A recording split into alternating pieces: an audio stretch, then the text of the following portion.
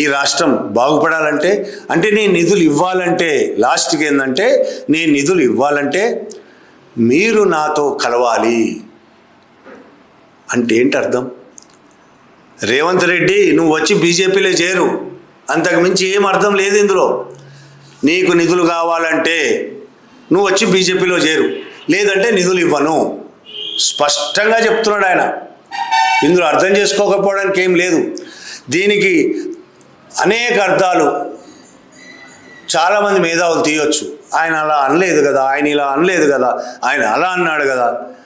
ఆయన అన్నది ఒక్కటే ముక్క, నేను నీకు నిధులు ఇవ్వాలంటే నువ్వు నాతో కలవాలి, అంటే నా పార్టీలో చేరాలి, బీజేపీలో చేరితే తప్ప తెలంగాణకు నిధులు రావు, స్పష్టంగా చెప్పేశాడు ఆయన.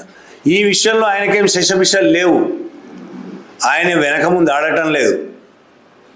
ఆయన తెలంగాణ మీద ఎన్నడూ ప్రేమ కూడా లేదు, ప్రేమ చూపించలేదు కూడా.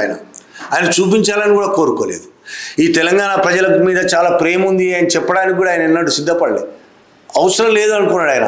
తెలంగాణ ఆఫ్టర్ ఆల్ అనుకున్నాడు. ఎవరినైనా కొనేయొచ్చు అనుకుంటాడు మోడీ. రేవంత్ రెడ్డిని కాదుగా ఆయన తాతను కూడా కొనేయొచ్చు అనుకుంటాడు.